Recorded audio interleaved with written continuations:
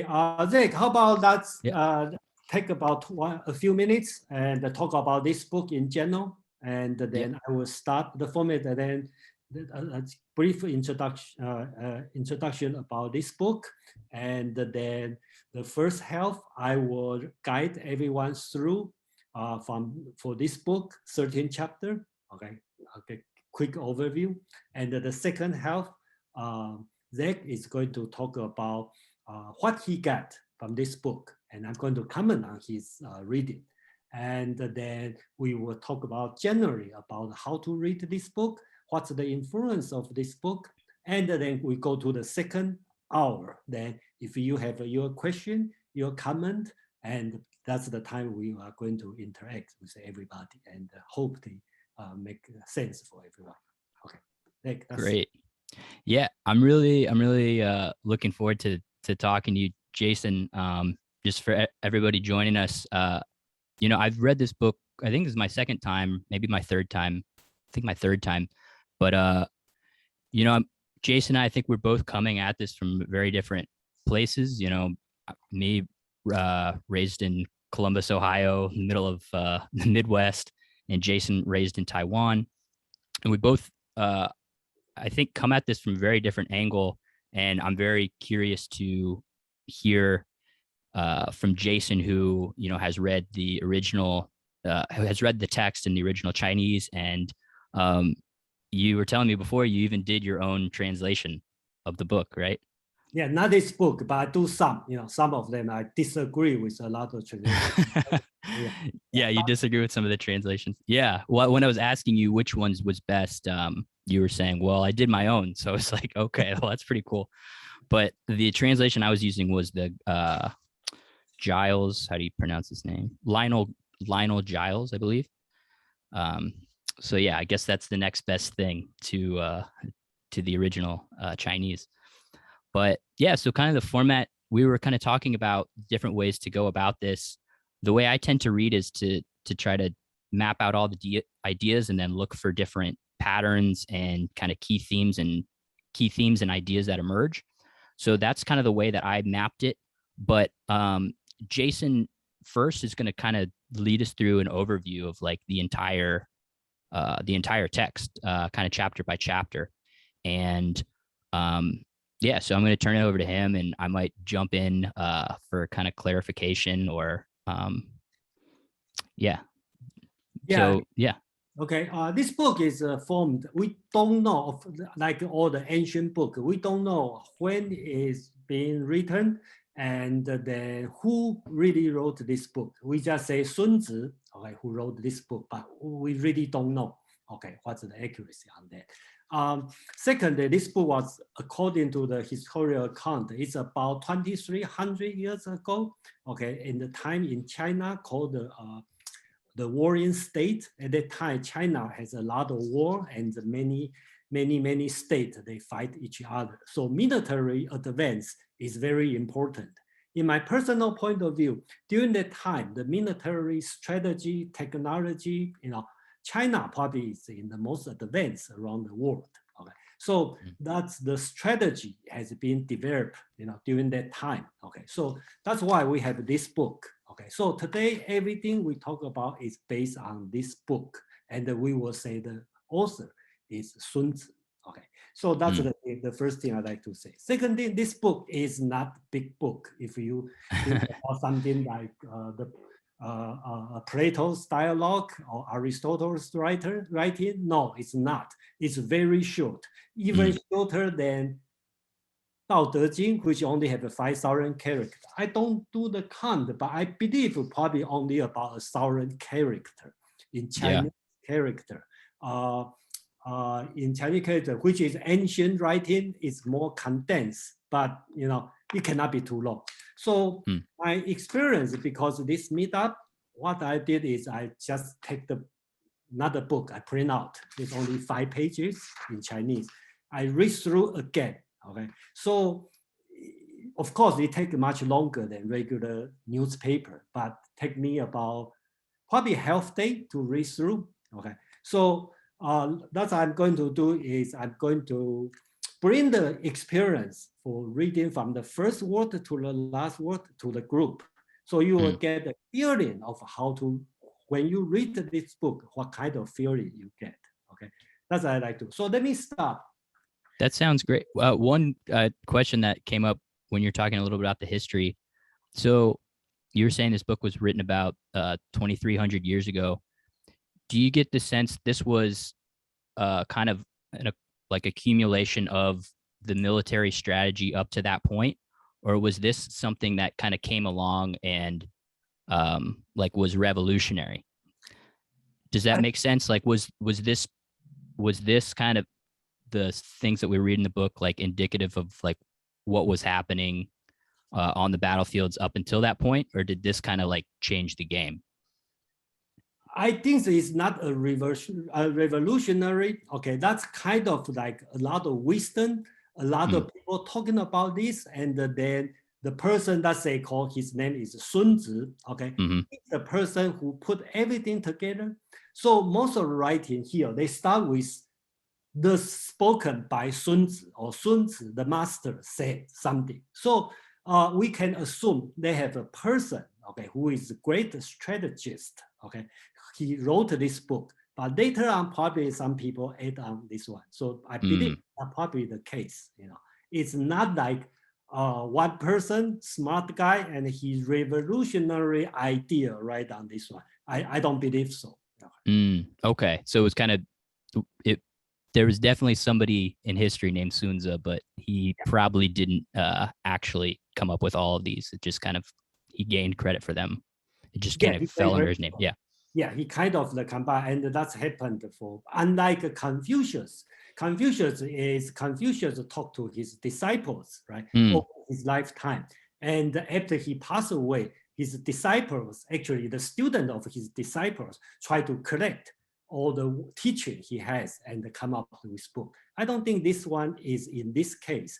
Probably the person, he probably a great general or great strategist. Okay, so he helped probably plan a lot of war, and then he start to write down, or some people write down for him, this kind of case.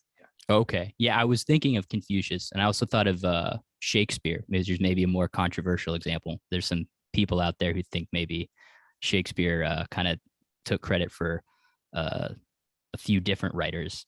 But anyways, that's a debate for another day. Yeah, that's another thing. Not like Shakespeare, because Shakespeare write too much compared to the ancient Chinese. Yeah. Cool. Well, yeah. So you want to get into it? Yeah, okay. So the book has a 13 chapter, okay? And my opinion is they lay out very well, from very high level to very detailed, okay? So I kind of like separate for 3 parts. From first, number 1 to number 4 is like, I will call it the military philosophy. Basically, you can assume the audience is the prince, the ruler, okay? So what you need to know for this.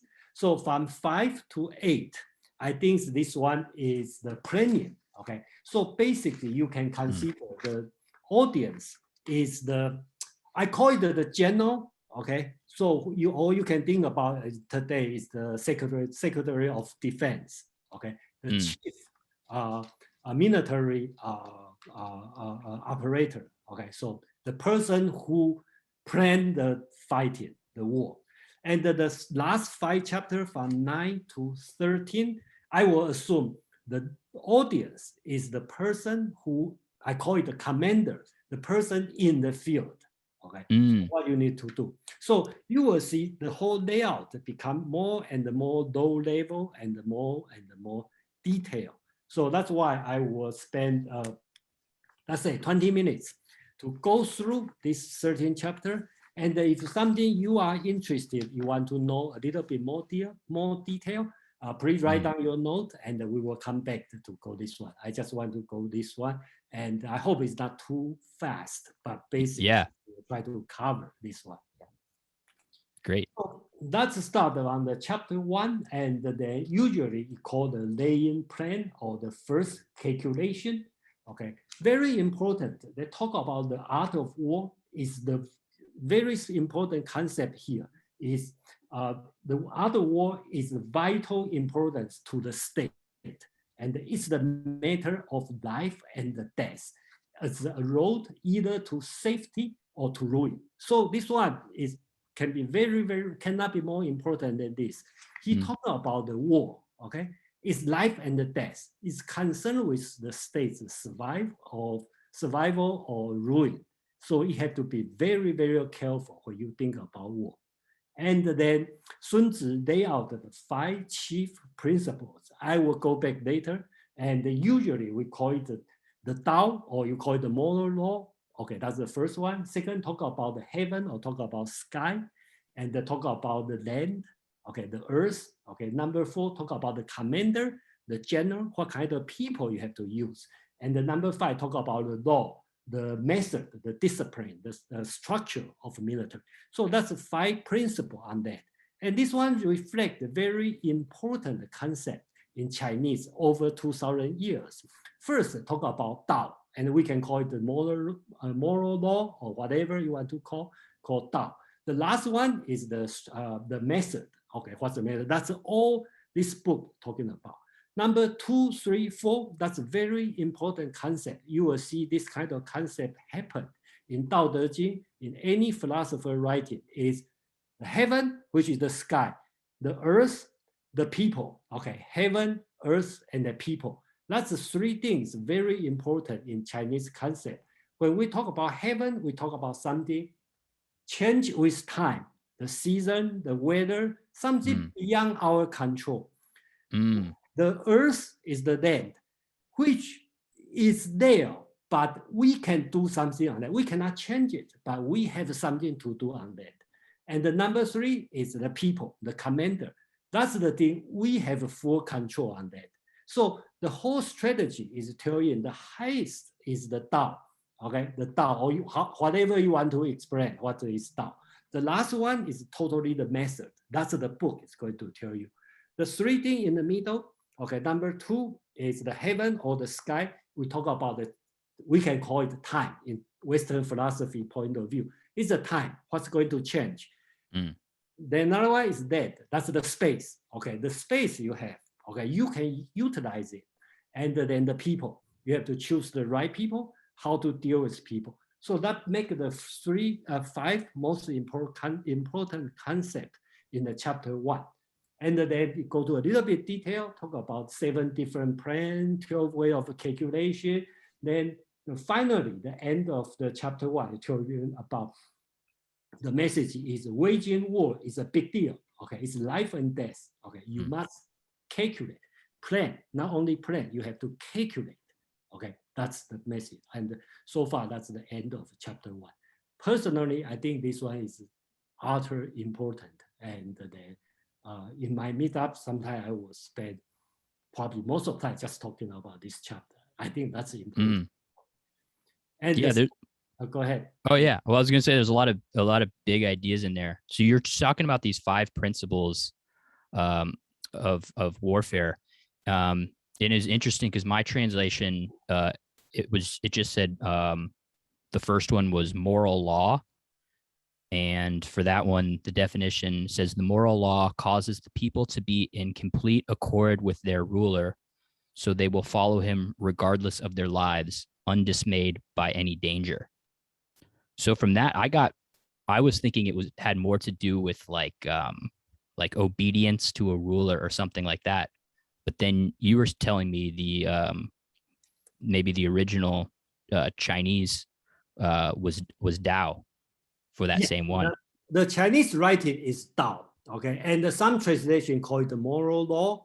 And then in a way, I would disagree on that interpretation on the moral as a discipline, follow the leader. I don't think so. That's a very, very high level, because it's the moral law. If you want to interpret this word Tao as moral law, the moral means the moral of the prince, okay? Why I am going to do this war? I think that's very important, right? We only know we want to win the war, okay? We want to conquer the land, just like we do business every day. I want to start a business, let's say search engine. What's my ultimate goal to do that? I want to help the people. I want to, you can have a moral sense to start a business, right? Facebook, I have more, even doesn't matter you agree or not agree, but you have a high score on that other than making money, right? I want to bring the world together. That's my moral sense to do it. I think that's, if we call it the moral and we call it the Tao, that's in this sense. Okay, no, that's great. That it's like the high level why, the high level kind of moral behind it. Yeah, I think that's very important in this concept. Yeah. So then let's finish the first chapter, and then we can move to the second chapter. Remember, it's still in the high level. You can assume the audience still the prince, the ruler. Okay, so this one talking about waging war, or you want to call it initiating a battle. So you already decide, assume you are the prince. You already decide I'm going to start a war.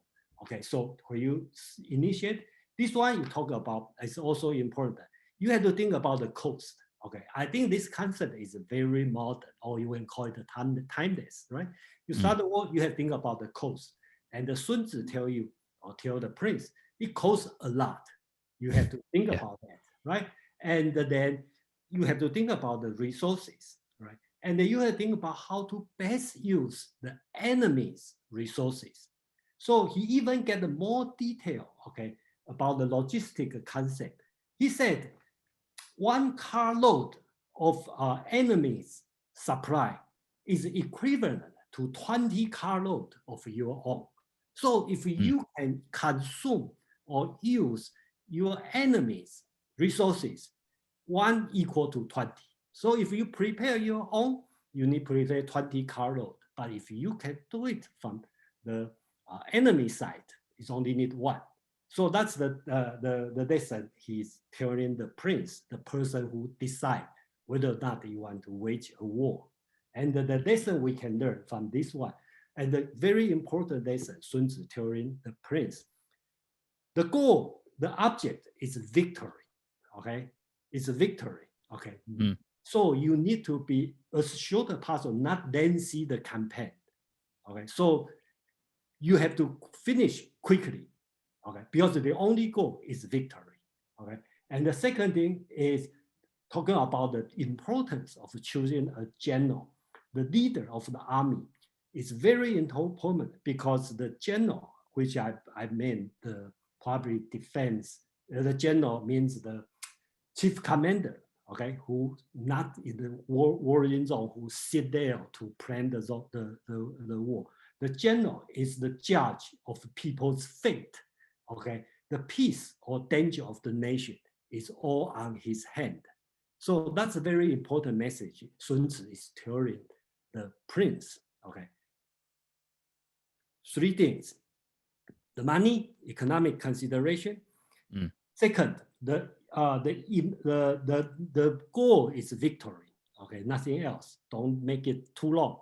Spend 20 years in some foreign state. That's the problem. Okay, you have to think about this.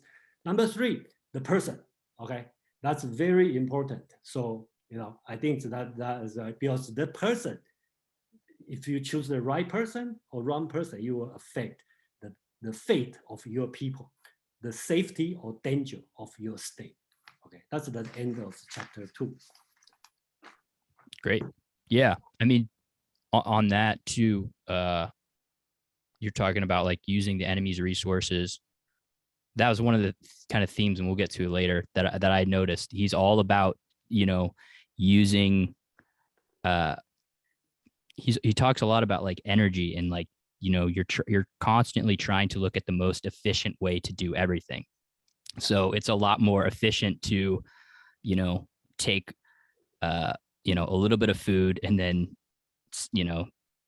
sack your enemy and take his food, rather than to bring, food, twice the amount of food. So I think that's a little bit what he's talking about when he said 1 cartload of the enemy's supply is equivalent to 20 of our own. It's just a lot more efficient to kind of, to take it from the enemy when you get there. Yeah, that's very important. So let's move the number 3. Chapter 3. Okay, that's, you can see it get more detail. Even the audience, still the prince. So we talk about the planning and attack or attack by stratagem. Okay, so right now we talk about the strategy you are going to use. So important lesson. Okay, that's very famous in the Chinese saying. Okay, it's not sprint to fight and win all your battle. Okay, sometimes we think about like, okay, I wage 100 battles and I win all of them. So I'm sprint, I'm excellent. He tells you no. Okay, the really excellent, the sprint excellency is to break enemies' resistance without fighting.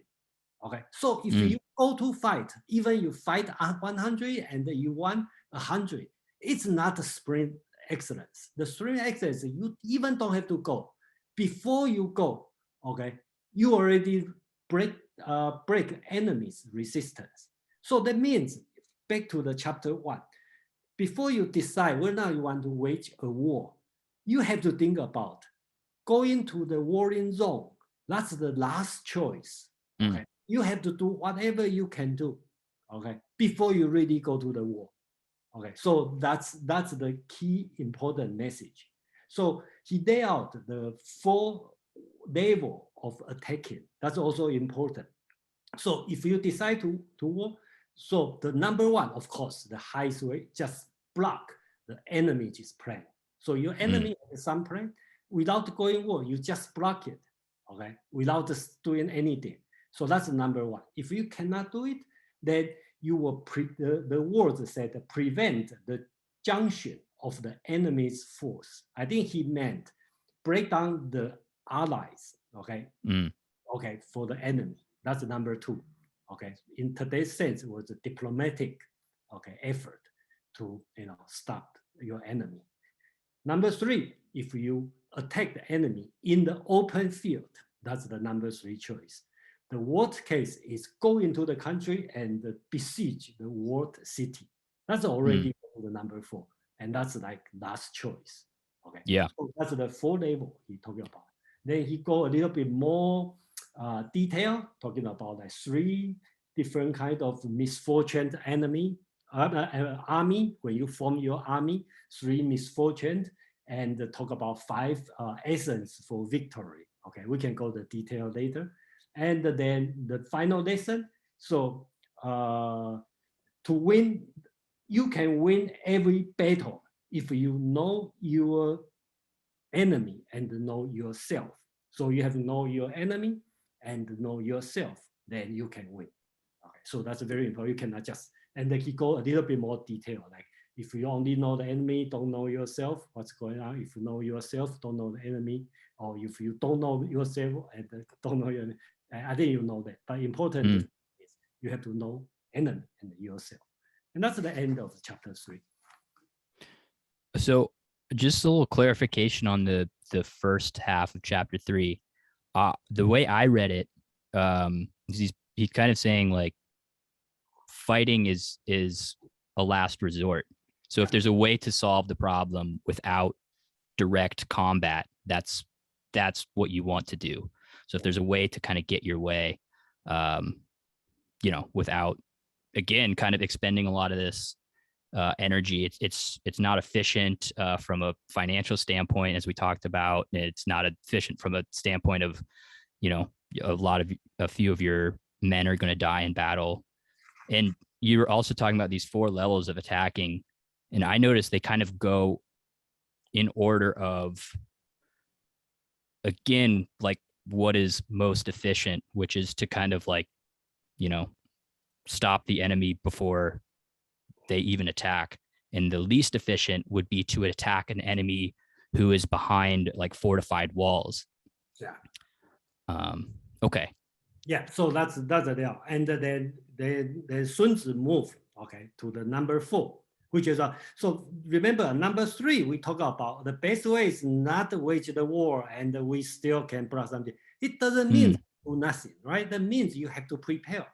Okay, so chapter 4 is going to tell you this. So basically tell you, put yourself beyond the possibility of defeat. Okay. And then wait for the opportunity of defeating the enemy. So this one also brings up the very important concept in, I would say, all the Asian strategy thinking, okay, in business, in sport game, military, okay, everything, right? Basics, what Asian thinking is, make sure I'm indefeatable, okay? I'm undefeatable, okay? Make sure I'm defeatable. Then we think about waiting for the opportunity to defeat your enemy. You can see very clear in the baseball game. Usually the Asian team are less focused on attacking, put more, they put the best player in defense because we want to make sure we are safe, okay? There's no way you can win us. Then we find the waiting for the opportunity. When you have some problem, then we attack. So that's the concept, you know. And is it you're kind of, I think, because the way I think about it is like chess, because I play chess, and it's like it seems like you're playing very defensively. You're kind of strangling your opponent to the point where they can't make any moves, and then the minute they make a little bit of a blunder, then you kind of exploit that. Is that the kind of strategy? It's pretty much kind of, okay. Yeah. So in a way, you know, personal experience, watch Asian. That's I watch baseball. Watch Asian baseball game is less fun than watching Western baseball game, right? Because attack the score would be like 5-7, unlike Asian would be 1-0, and for 3 hours and only 1-0. Oh, come on. So I think that's the idea. If you pay attention, you will find out this kind in the chess game. Even in the business, you will see less innovation, but more on the step by step, you know, moving forward. So I think I just generalize. Yeah, but that's the concept. And then that kind of goes into a little bit with the conserving energy as well. There's another point, which I'm sure we'll get to. He makes at some point, like, only make a move if it is going to advance what you're trying to do. Like, don't just move your army for the sake of moving your army. Like, only do it if you're moving towards something. Yeah, what you said here is that part is a little bit later. Okay. So that part is talking to the commander or the general. Right now, remember, this part is still talking to the prince, okay? So when you think about this, he tells the prince, when you plan this one, so it's important. So you also talk about the skill of the fighter, or skill of military is one, not only win, okay, but win with ease, okay? If you have like a terrible fighting, sacrifice other people, and you want, that's already too, it's not the high skill. The high skill is you want, okay, with ease, easily you want, okay, because you well prepared, okay. So before you go to the war, you already know you will win this war, okay. So that's the concept he tried to bring in. So he talked about like 5 different steps, you know, to win the war, okay. That's he's talking about. And then the 5 steps, I don't want to go to the too detail, but you know, basically he talk about the that's a detail for the prince, right? Talk about the measurement, okay. From the land, you have to put the measurement, and you have estimated the quantity, and have to do the calculation. Then you have to balance your calculation, and then you will have a victory, okay. So that's what he's talking about. Okay, so he talked about, then that's what Zach talking about. That's the very last lesson for the prince. Basically talking about the military, your defense should be like this. Like the word he uses, onrush of a conquering force is like the bursting of pent up water into the chasm of 1,000 yard deep. So you think about, like, you have water, you open the gate, the water flow down, okay, to the deep valley. That's the thing he's talking about. You should make sure your state ready like this. When I open the gate, the water just flowing down. And okay, that's the way he wants any ruler, prince, be ready in doing this way. So that's the end of chapter 4. Okay, great. So now we're moving more into where Sun Tzu is writing more for like a general or commanding officer. Yeah, I call it like military science. Okay, the planning stage. Okay, so right now you can shift the gear. Assume you are the general, the chief general in the state. What you are going to do? Of course, your boss, the prince, also sit aside. So Sun Tzu is talking to both the general and the prince, but mainly to the general. And just really quickly on that point, because I didn't pick that up at all, that maybe like different chapters of this book are more geared towards towards different people at different levels. Because what's interesting is sometimes he's telling, like he will tell like the general, like one of the things is like, don't tell the soldiers your plans. So it's kind of interesting because I wonder, how much the different levels had access to, what the others were reading, because some of the things, it seems like it's only specifically written for one or the other, and that like you wouldn't want your soldiers to read what your general is reading. Yeah, I think that's why I want to separate. I think that's important to separate who is the audience, because I find out this 13th chapter is laid out very well, from very high level to very end, detailed level. To the end, a lot of people have no patience to read to the end. So most and to the end, they go to the detail, how to set fire.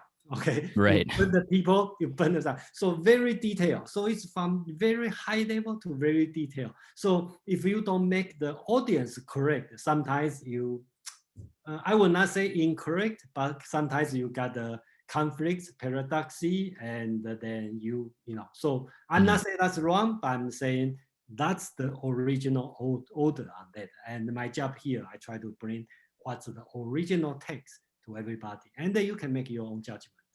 Great, cool. So let's go to chapter number 5. Okay, this one bring the title called the Disposition of the Power. Okay, and in this translation called energy, and in that translation probably called the latent energy. Okay, this one is so-called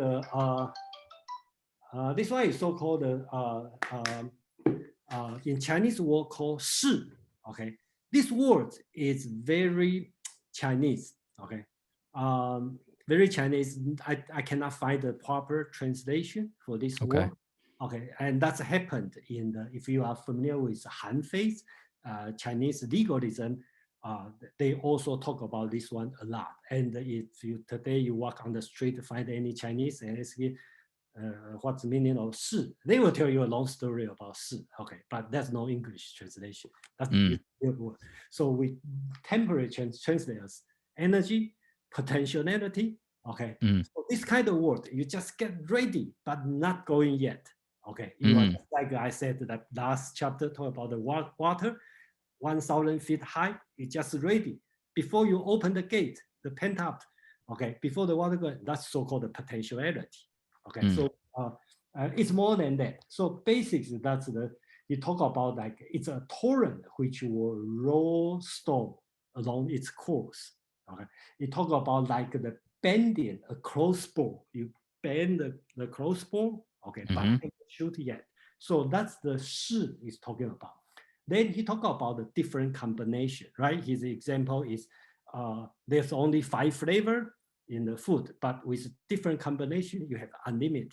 There are only different 5 tone. That's in Chinese 5 tone, but in the Western is 7 tones. Okay, and then with different combination, you have unlimited number of music, and the color only have 5 color with combination. So same as using the strategy, you have to have a different way to do it. So he said the control of okay, so that's the combination. And also talk about the control of large force. It's the same as divided as a small piece. So there's no different to control a big group of people because you just divide it, okay, for the small group, and then you can deal with it. Same as the enemy, they have the million people, but you can divide them to a small group that you can, break down to this one. And I think so. That's the concept, right? They try to bring up. And another concept, okay, is talking about a clever general. Okay, he look it for the effect of so-called shi, okay, latent energy, combined energy, and do not require too much from individual. So you put that as shi and not require too much individual. And the general's ability is to pick the right man, okay, who can utilize the shi, the combined energy, all right? So the momentum of so he used the example, the round stone can roll down the mountain, but the square stone cannot roll down, right? So you have to pick the right person who can roll down the rock. So that's the concept he's telling the general. That's the end of the chapter 5. Okay. And on that point, again, I think he's kind of talking about like efficiency, and he's saying like divide and conquer when it comes to the enemy. You want to divide and conquer, and when it comes to your own forces, you want to concentrate your forces. That's how I read it. Is that? That's in the later part in the warring zone, right? Here he talked about very kind of a concept, right? You have so many people. How are you going to handle it? You just divide it too small. You can deal with, just like you have you have the 10 million. They have 10,000 people. You just put the 1,000 each one. Just not different than deal with 10 people, right? Enemy have 10,000 people. You just treat as 10 people. Each one has 1,000, right? So that's the way he tried to tell, you know. Yeah, it's kind of like the way Sri Kant would lead his meetups when he led them in person, because he'd have maybe like 50 people come, but then he would maybe have like 5 or so moderators to split up into like a bunch of little groups. So he would give the orders to the moderators to kind of control. So you're and I've heard I think his name's Jocko Willenick. He was a U.S. Marine, and he talks a lot about that idea of the way that you command or lead a large group of people is the same way you lead a small group of people. It's just that you assign leaders beneath you to lead smaller groups. Yeah.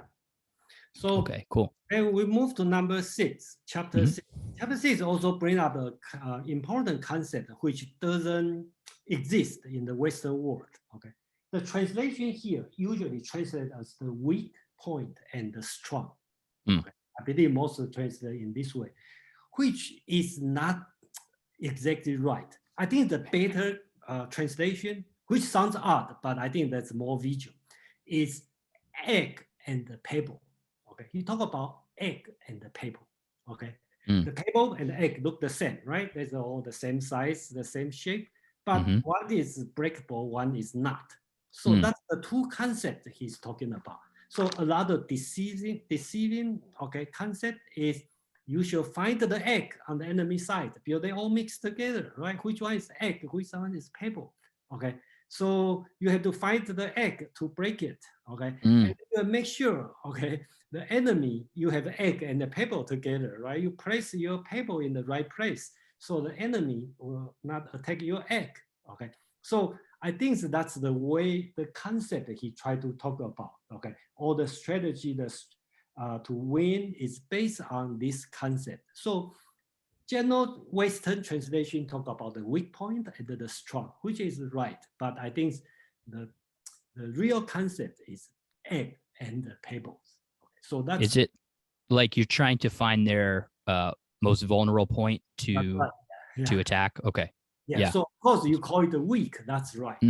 But if you think about the egg and the pebble, probably make more sense. Okay, I like that visual. It's that's more visual. Or you want to call it virtual and the solid, right? But I still think the egg and the pebble make sense in this way. So the lesson is important. So putting this concept in, when you are the general, the thing you need to do, you make sure you are proactive. Okay, so you don't wait. Okay, if you keep waiting, then enemy going to find out. Okay, so you have to be proactive to attack. So he talked about in order to win. Okay, they have you have to do strategize to know the calculation. You have to act. So remember here is beyond just talking. It's talking about you need to do something. Okay, you have to strategize so you can do the calculation of gain and the loss. You have to act, okay, to know the principle of your movement and the rest. You have to lay out your military, okay, so the ground of life and the death, you will start to understand. You have to position yourself, so all the detailed things. So we talk about, and they have more, a little bit mystical, but like 5 elements. Okay, the Chinese 5 elements: metal, wood, water, fire, earth. This one bring in 4 seasons, all kinds of stuff. So all these kinds is bring in. So that's the numbers, chapter number 6 is talking about. Yeah. Okay. Okay. So if you go to chapter 7, they will go more detail. If you look at the size, okay, the later chapter is much longer.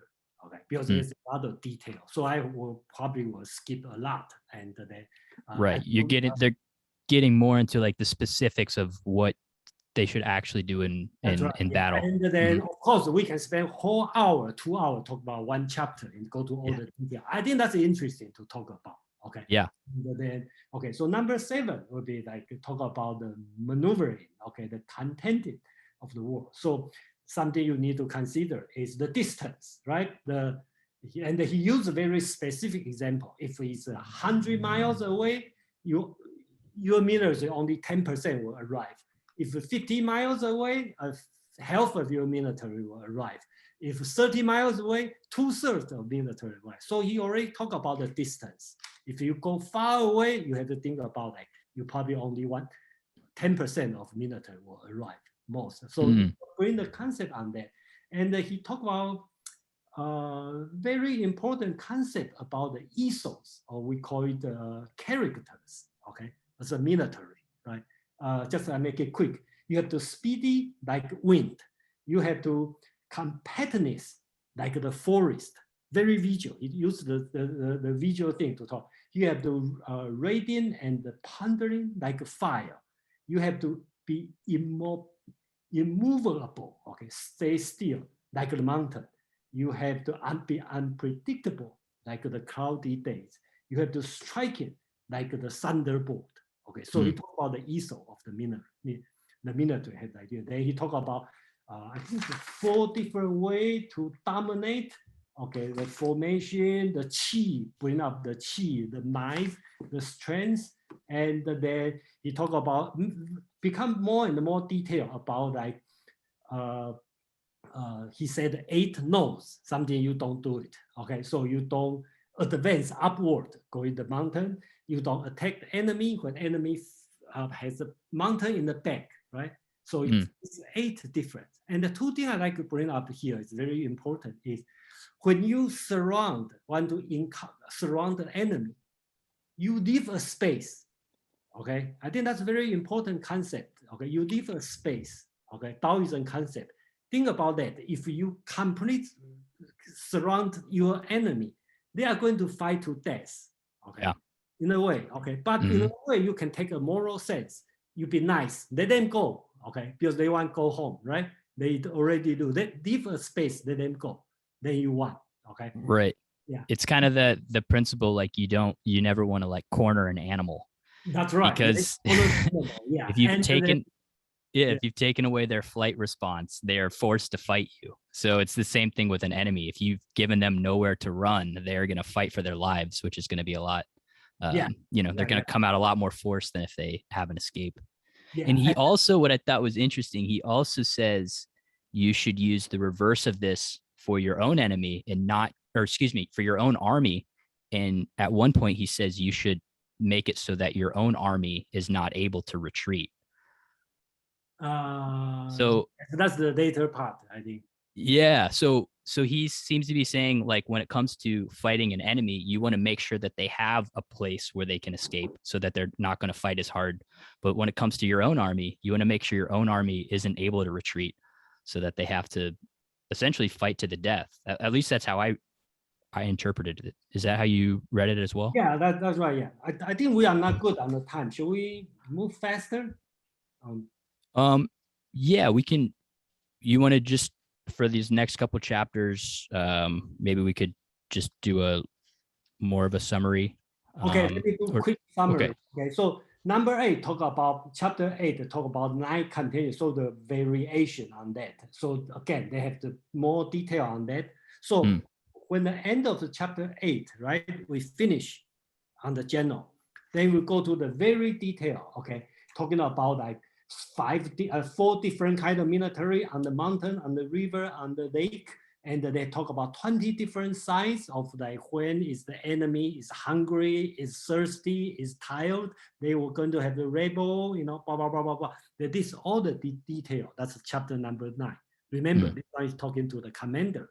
Okay, very detailed. Talk about chapter number 10, which is a lot. Talk about the terrain. Okay, so the land, they again analyze 6 different kind of land, you know, and which area you have to be careful, and talk about the people, the general have to, or important, you talk about the general who advance without convey the fan or retreat without fearing the disgrace. That's important. When the general is fighting, go advance, he is not pursuing his fan. Okay, when he retreat, he's not worried about fear being disgraced.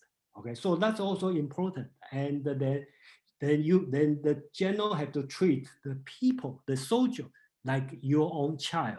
Okay, and so I think that's the detail. Then go to number 9. Again, you talk about the different ground, and then number 11, right? And number 12 talk about the fire, and they list the 5 different fire. You burn the people, burn the storage, burn the equipment, burn the passage, and how to set fire inside, from outside, set fire, you don't move. So they list all the detail. And the number 13 talk about the spy, okay? And then different kind of spy. Use local people, use government official, risk the people who surrender. Okay, so all this kind of spy. And to the end, I just want to bring the last sentence to the very end. Okay, so spy are the most important element. Okay, the mobility of your army depend on the spy. Okay, that's the end of the sentence, the whole book. So that's way through, okay, the whole 13 chapter. So I hope I bring the experience of reading from the first word to last word to you, and you got the impression of how does it work in the whole book. Yeah. That was great. Thank you so much. And I really liked how you talked about how it's kind of going from more general to more specific as it goes, or maybe a different way of saying that, like kind of high level to, you know, very tactical at the end, where he's actually telling you how to, you know, use attack with fire and how to use spies, where the first couple of chapters are a lot more philosophical. No, that was great. So do you want to maybe move into some of these different themes that have kind of popped up, and we can maybe explore them a little bit more? Yeah. Okay. So like we said, I think you and I both came at this from a very different approach, and yeah, I got a lot out of that. So I'm curious how you think about the way I've kind of interpreted this. But I kind of saw a few different themes popping up throughout this text. And there's probably more. These are just the ones that stuck out to me. There's a lot of ideas around misdirection. So kind of misdirecting the enemy, or, you know, eluding them. The second one was preparation. There's a lot of stuff about being prepared, being organized, having a plan. The other one was adaptability and being adaptable, and, you know, not just having a one size fits all approach to battle and warfare. And then the other one was efficiency, which we had already kind of talked about a little bit. And the other one was obedience and discipline. So as far as misdirection, there are a few different quotes that stuck out. In chapter 1, Sun Tzu says, "All warfare is based on deception. Hence, when able to attack, we must seem unable. When using our forces, we must seem inactive. When we are near, we must make the enemy believe that we are far away. When far away, we must make him believe we are near. Hold out baits to entice the enemy, feign disorder, and crush him." yeah, and then later, just again, he says, where is this? He says, keep your plans dark and impenetrable as the night. So yeah, I thought this was interesting. Even just this first sentence where he says all warfare is based on deception. It made me think of like different kinds of battle and warfare. And at least, I don't know. I mean, I'm definitely not an expert, but it seems like there have been periods in history where there have been different philosophies around warfare and deception, and that like maybe the more honorable thing to do is to you know, stand in a line and take turns shooting type of thing, where this is very much seems to be much more based on like guerrilla warfare, or at least kind of concealing your plans from your enemy and kind of trying to misdirect them. Is that right? Yeah, that's this one. I believe what you are talking about is on the chapter 1, and Yeah. which he said in the sentence, he very clear to talk about to the prince. Okay, remember that time. The warring stone, a warring state. Okay, that time. Why they have a warring? Because the Chinese discovered to use iron before they use bronze, okay, or copper, right, which cannot produce a lot. But later on, they can use iron, so they are advanced. But if you think about same as in the Western world, the old time, the fighting is more like a gentleman's game. They have the moral sense on that, right? Yeah. Okay. And right now it's a transition point. So it's very important. At that time, according to Chinese history, still have some prince, they want to insist their moral sense. Like, oh, we don't kill the people who has, they say, 2 color. That means people have a gray hair. Okay. They're old, right? So don't kill this kind of people. They have a kind of, if you have to fight, you have to ring the bell, say, okay, I'm going. Just like, you see that in Western world, right? In Europe, same way. But here he's telling you that's all about deception. Okay. Yeah. Not this one. So that's in a way it's telling the truth. Today is different. Okay. Yeah.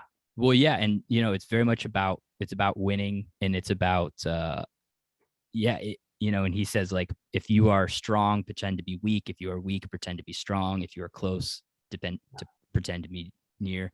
So it's again kind of getting back to the idea too of you're trying to find a weak point in your enemy to exploit, and you're a lot more likely to do that if they're not aware of what you're doing, and you're kind of wearing them out by constantly making them guess. At another point, I don't think I have the quote in front of me, but he said something like, if you are making them protect like everywhere, like if the enemy doesn't know where you're coming to attack, they are going to be weak everywhere. Yeah. Whereas if they know where you're coming, they're going to be able to concentrate all their forces and energy to that one spot. So I think that's part of it too, is you're kind of spreading them out and making them kind of weak everywhere. Yeah. Okay. Cool. So that was kind of a little bit of some of the stuff I noticed with Misdirection. We talked a little bit about preparation. He's pretty big on like, you don't just go in there and wing it. He has this quote. He says, "The general who wins a battle makes many calculations in his temple ere the battle is fought. The general who loses a battle makes but few calculations beforehand." Yeah, you need to calculate, right? Not just prepare. You have to do the calculation. Do your math. Okay. Same as any business. Do your math. Okay. You do the calculation before you do anything, right? So that's he tried to tell you, like constantly the boss, or when you try to invest, you have to run your spreadsheet. I think that's the same concept. Right.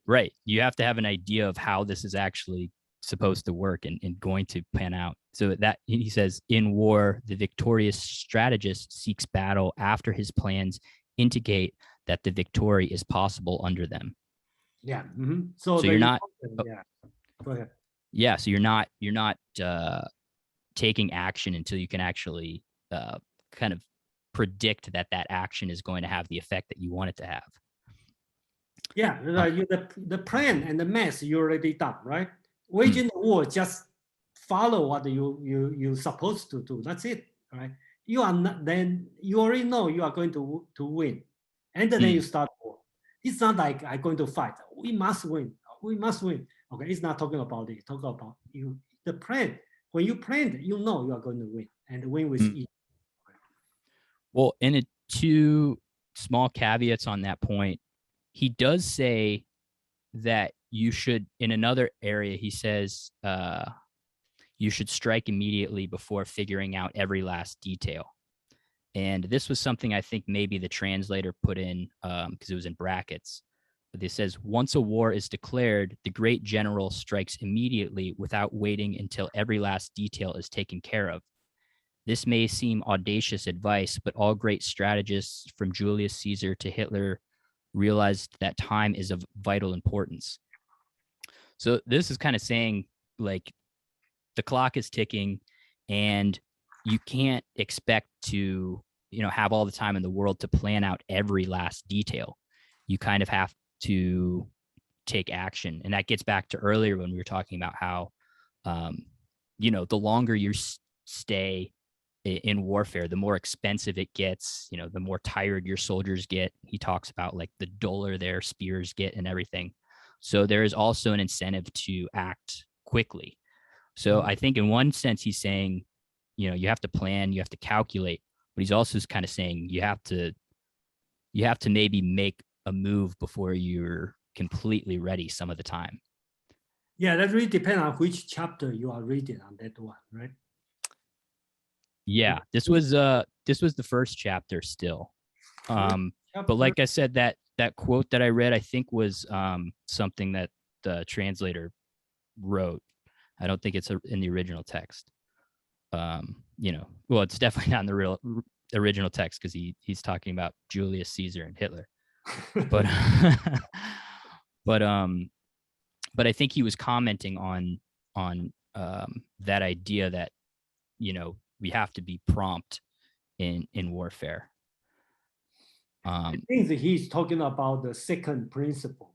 Okay, the sky. Okay, is talk about when Chinese talk about tian, which means heaven or sky. They talk about timing. Okay, unpredictable. I believe that's the case. And one thing I would like to bring up, sort of related to this one, is there's a very important concept here. He's talking about when he talk about to the general. Remember I talked about 8 no's, or 8 not necessary. There's 8 not necessary. Okay. One important thing is it's not necessary to follow the command from your. It's not necessary to follow the command from your kin. When you are outside, okay, it's not necessary to follow because the kin doesn't know. Right. Yeah, he does say that there are times where the general shouldn't listen to the sovereign and should kind of overrule him. And then also tell the sovereign, okay, don't micromanage your general. Okay, I think that's the important concept. Yeah. Great. Maybe we can move on to the other theme I saw. He talks a lot about adaptability. He says, quote, "Do not repeat the tactics which have gained you one victory, but let your methods be regulated by the infinite variety of circumstances." And then he says in another point, discard hard and fast rules. And so I got the sense that he's saying you can't kind of have a one size fits all approach to battle. You have to take into consideration all of the different specifics, your enemy, what terrain you're dealing with, what the weather's like, all of these different things. Is that more or less how you read it as well? Yes, that's on the chapter. I think it's on chapter 8, right? On the chapter 8, chapter 11. So to me, it's very important to see where he puts this one, right? So he talked about the variation to the chapter 8. The real Chinese word take 9 variations, okay? So basically 9 means a lot, okay? Different combination. So there's no, you have to mix together. You have to mix things together, okay? So you cannot use the same tactic, again and again.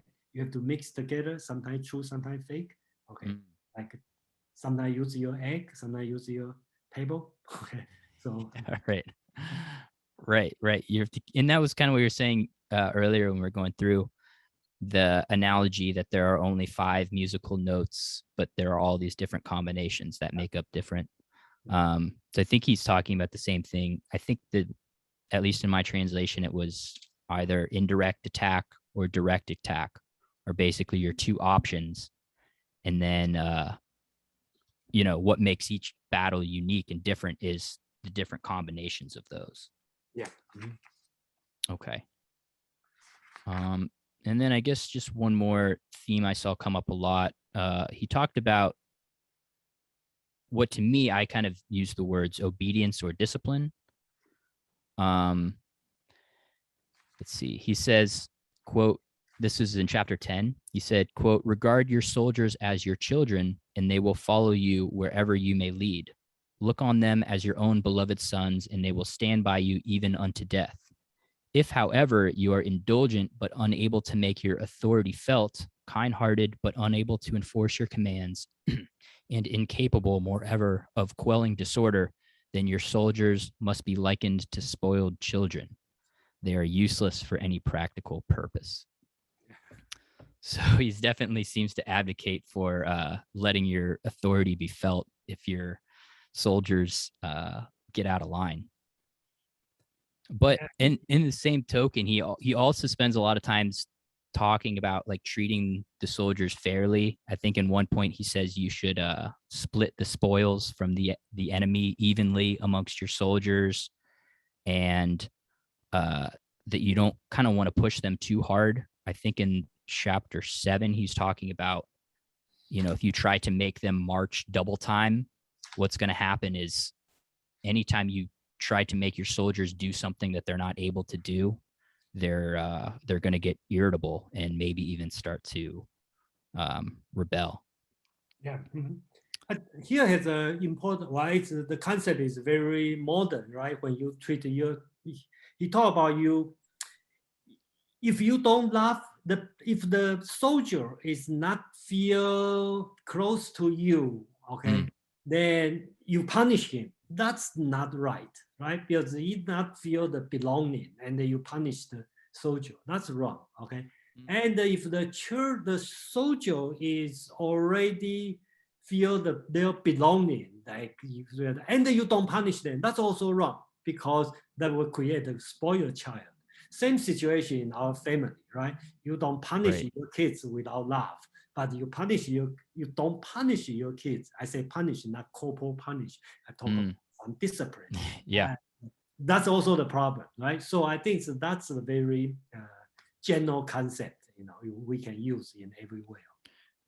Yeah, no, absolutely. Yeah, he says if soldiers are punished before they have grown attached to you, they will not prove submissive. So I think that's kind of what you're talking about.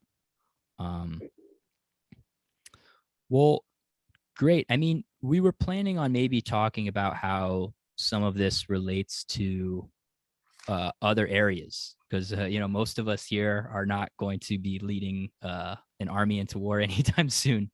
Although it is very fascinating from that standpoint. Maybe we can just spend a little bit of time talking about some of the way that these ideas are applicable in other areas. Does that sound good? Or the other thing we can do is we can maybe open it up for that part. Because I know we've run a little bit. We can open up to. Okay, sure. Yeah, because I right now I think what we are, at least my purpose is to bring up what the book said, right? Yeah, and, absolutely. And when the people listen to this or read the book, you are not thinking about tomorrow I'm going to lead 100 people to conquer the other town. You're not thinking about it. You probably think about your business, your family, your relationship, your friendship, your next baseball game or next soccer game, Right. next chess game. That's Chess all match, yeah. in this case, Absolutely. Okay. Well, cool. Well, yeah, let's maybe transition now to the second half. So if anybody wants to ask a question or make a comment or anything like that, just type a little exclamation point in the chat. And yeah, and kind of like I was saying too, if anybody has any ideas on, relating these ideas to different areas of life as well, we can talk about that as well. All right. Well, while we're kind of waiting, one thing I noticed, I mean, the kind of obvious one was parenting. With not spoiling your children, he's pretty big about that. You can't be a pushover if you're going to be a general and be respected. Okay, looks like we do have somebody. Shane Marie. Yes, bear with me. I'm still kind of piecing this together in my own mind. But one of the things that I was wondering is, as you guys are speaking, is how careful are we when we define enemy? Because otherwise, this can sound like a strategy to win without regard for careful definition of enemy. And I think it's crucial that we make good sense of how we define an enemy so that war is only engaged in when it's appropriate. The other thing is, when we think of art of war, it seems like we maybe haven't considered how to play this so that all sides win. It sounds like we're talking about one side winning as opposed to people really thinking beyond that and how both sides can win simultaneously. So if maybe you could speak to that, I would appreciate it. Thank you. Okay, I probably can talk about this, So first, how to define the enemy? I think that's on the first chapter, right? Talk about the moral law, or called Tao, right? Before you start anything, right? You have to think about why, right? Is that the reason to fight a war? So I think that's why, the first chapter is very important. That kind of answer your question, right? So second, so is this the zero-sum game that you are talking about? Are you seeking for? I think that's all. I would say the first half chapter of this book, right? This one is talking about you already decide what, and he already give you, Sun Tzu already give you the warning sign. All this one you have to do the calculation before you do. When you go to the war, at least he doesn't say you go to war and then you start to kind of think about this, not the zero-sum game. I at least I don't see this way, Well, I got I get the sense too, when Sun Tzu is writing, or, the group of people who is now referred to as Sun Tzu is writing, I think they were talking very specifically about war, and they weren't really thinking about, how this applies to other areas of life. Is that true? Okay. Yeah. It's purely talking about the war. Just like talking about war. When you talk about the prince, right? And the Machiavelli's prince, right? He's advice to the prince, right? How to increase your power, how to increase your state, how to make Italian great again. That's he's talking about. But you take the food, give your kids, say, okay, that's a lesson you learn, then you are in the wrong direction. I think that's the same situation. But I mean, I maybe struggle with it a little bit, Shane Marie, in terms of trying to relate it to other things, because I think it is hard to get out of the zero-sum mentality, because war is very zero-sum. So if you're trying to apply this to your personal relationships, or maybe even your business relationships, I could definitely see how it'd be problematic, because you're kind of trying to see how to win at the expense of the quote enemy. There maybe are some examples where it could possibly be like a win-win. Like, I think the principle of only fight if you have to, I think that is kind of something that wouldn't necessarily have to apply to a zero-sum situation where you could apply that to, I don't know. I even think that would be like a parenting thing of like, you know, don't like discipline your children in like an extreme way if you can get the same effect by just like shooting them a look or something. I think maybe that's similar, but yeah, I think a lot of this is zero sum, or at least that's how I read it. Could I say yeah. this? Like, I'm satisfied with the zero sum approach if you've decided that it's sufficient and necessary, right? So Yeah. maybe there's an evil in the world that you have to address, and it just is what it is. I guess my question is, I don't think we approach wars in that way most of the time. So I guess really what I'm wondering, is there a philosophy behind this concept that we can benefit from understanding? How do you decide that this is an absolute necessary, that a zero sum approach is in fact necessary and we're good? We've looked at everything. We've concluded fairly that this is the approach to take. That's really what I'm asking. Not that there is never an instance in which this is appropriate, but what is the philosophy? What is the structure, the mechanism behind it to make sure that that is where you are before you approach it this way? Thank If you. I take your question properly, then I will say Sun Tzu is not talking about this kind of philosophy, right? That's the wrong book you are reading. If you are looking for this philosophy, then you probably have to read the Mencius, okay? That's another Confucius teacher, right? So when the the feudal lord asks, how to unite my country? How to make my country great again? He will say, why you ask about benefit? Ask about the righteousness, okay? And then blah, blah, blah, blah. Then he gives totally different advice, okay? You don't have to go to the war. You should be nice to people, increase people's benefit. And then you don't have to go. Then that's a different advice, but which is not in this school. So, you know. Well, it also seems like maybe a lot of this book starts with the assumption that like things are in a zero sum relationship. So I didn't get that he takes too much time like talking about the different ways to avoid a zero sum relationship, or to try to come to terms like peace and things like that. I get the sense that he's basically saying like, if you are already at war and have an enemy, like these are the principles you use to win. Is that okay? I agree with you, because that's in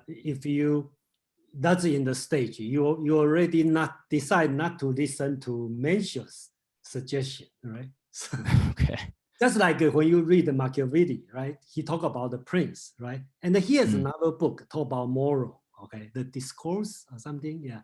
Okay, so that's the same thing. Machiavelli talking about the Medici family.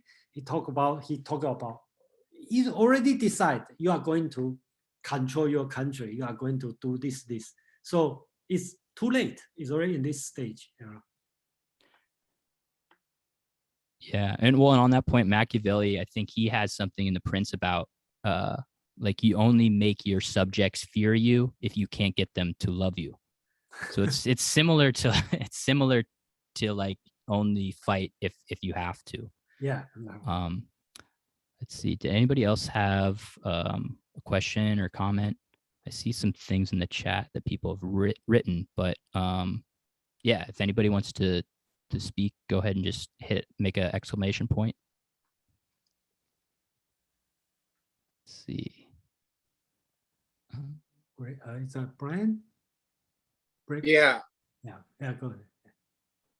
Well, I like this comment about zero sum in a different way.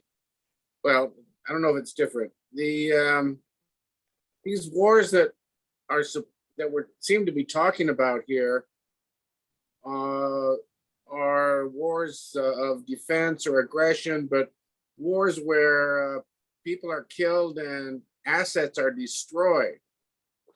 So at some point, as suggested in this book, you don't want to do that, because the war, if you take both sides as the whole, you and the enemy as the whole, there's definitely going to be some kind of loss. And that was pointed out in the cost and efficiency area too. in discussions of cost and efficiency. I think that's worth taking on board because since World War II and the means of war become very industrialized, the destruction of people and property is horrendous. And there is, if you look at the enemies as a whole, the enemy and yourself as a whole, there is no zero sum. There is a loss, a tremendous loss of people and assets.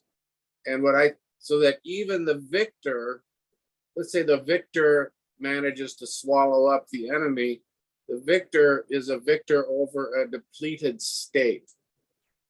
I think all of this is to some extent suggested in this book, but it really is highlighted in the, I think, the industrialization of war that we're living with.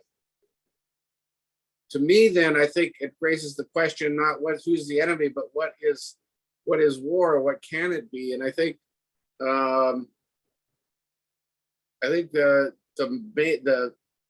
yes, there are. We can talk a lot about that, but the major powers, I don't think want to engage in a major war that is going to kill a lot of people and assets because there will be no winner. It will just be a tremendous loss.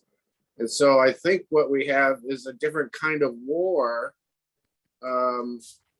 where, an unprincipled competition, if I might say, an unprincipled competition where the major powers are trying to defeat each other, really to dominate each other without killing people or destroying assets, so that the winner will have a better prize in the end. So I don't know. I feel that there's a very, this may apply to the circumstances back then, I don't know.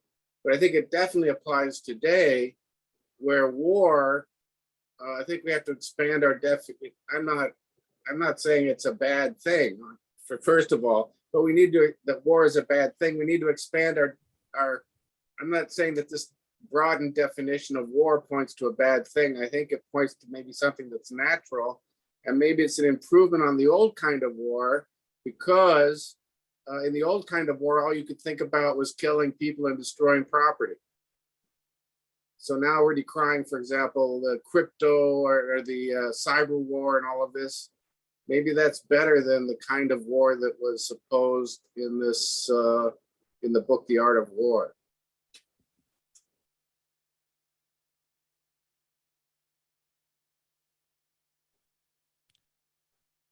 Did you want to comment, Jason, or? Yeah, I agree with on this sense, but I think that this book is that's why I keep saying the first chapter is very important, because he already tell you, okay, what kind of war you are looking for, whether or not you want to have a war. Do you have other choice? All right. So if I say, yeah, I have other choice. Yeah, I don't need to go to war. I don't want this one. Then you don't have to read the rest part of this, right? So basically, all the 13 chapter, the 12th chapter is like after you decide you want to go. And whether or not you want to do, that's another story. So I think that's the way of reading this book. Yeah. Well, and is that kind of implicit when he's saying like, what is like the master is not the one that wins the battle, it's the one that, doesn't have to fight? Is he kind of saying there that once you get to the point where you actually are fighting, you've already kind of lost something? Yes, it's all about this. Yeah. If you have other choice, you should use other choice. If you already, I think famously he talked about if you have you won 100 battles after 100 battle of 100 battles, that means you all won. It doesn't mean that you are great, because you already started war, right? So the smart people, the skillful way to do it is don't go to the war, and you achieve your purpose.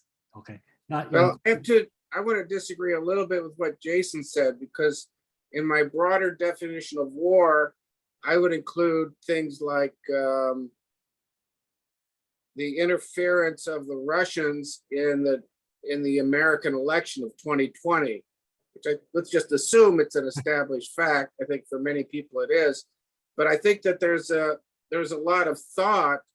That first of all, there's a long history behind that kind of intervention. I think the United States has done the same thing in other countries, by the way.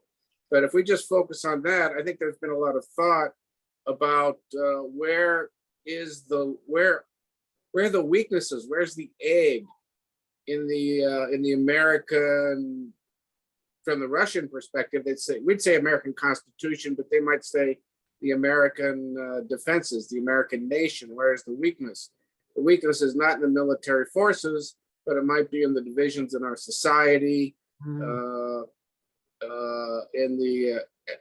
could point to a lot of different things, but they've thought about that, and they've tried to find a point of leverage that could dig into, let's say, that would take advantage of our weaknesses in the same way that the Art of War book suggests that you take advantage of an enemy's resources. So they say it's great to take advantage of enemy's resources. It's also great to take advantage of the enemy's weaknesses. And this, let's say, election interference does both. And so you could also look at cyber war. We have definitely, in my lifetime, transitioned to a cyber everything, internet everything, digital everything. And so people are looking how to take advantage of that in a warlike fashion, in the fashion that is laid out in this book here. Yeah, you can take the war as any where you. Yeah, I think you are right. You know, I have no problem with your definition of war. But I just take a little bit narrow definition of war in this reading, right? His definition of war basically back to the historical account. His war means go to the battlefield, right? That's what he talked about. So before that, before going, if you can do cyber attack, you do cyber attack.